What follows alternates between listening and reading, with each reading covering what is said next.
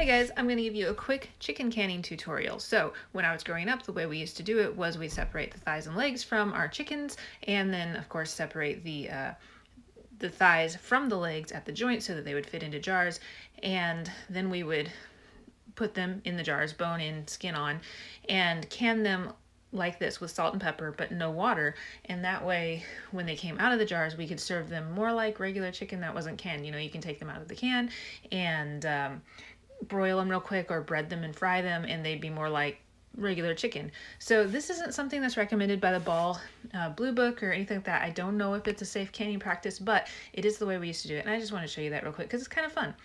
And then the other way is to cook the chicken first.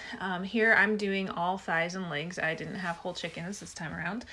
And I'm just gonna boil them. You can also bake them, but I wanted to make chicken broth anyway, so I boiled a big kettle of them in water and salt and pepper.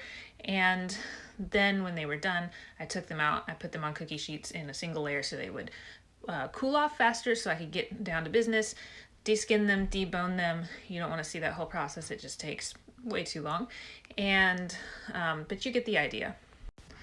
The next step is to just pack them loosely into jars, and by loosely I mean I'm not stuffing them down at all. I'm just going to put them in the jars and let it fall as it falls. And I know that I was using my hands a minute ago, and now I'm using tongs. I am nothing if not inconsistent. Don't hate me. Okay, so once my jars are full, about to an inch or inch and a half from the top, I ladle broth over the top of them and I can them like this. This is great for casseroles, soups, and things like that. Things where, you know, chicken isn't your like star of the dish because, you know, it's all in pieces and it's not really something you're going to cut and eat with a fork. After I've ladled the broth over them, I just wipe the rims with a microfiber cloth or something clean like that to make sure there's no debris on them, fit the lids on, clamp them down tight, and now I'm going to pressure can them. Simple as that.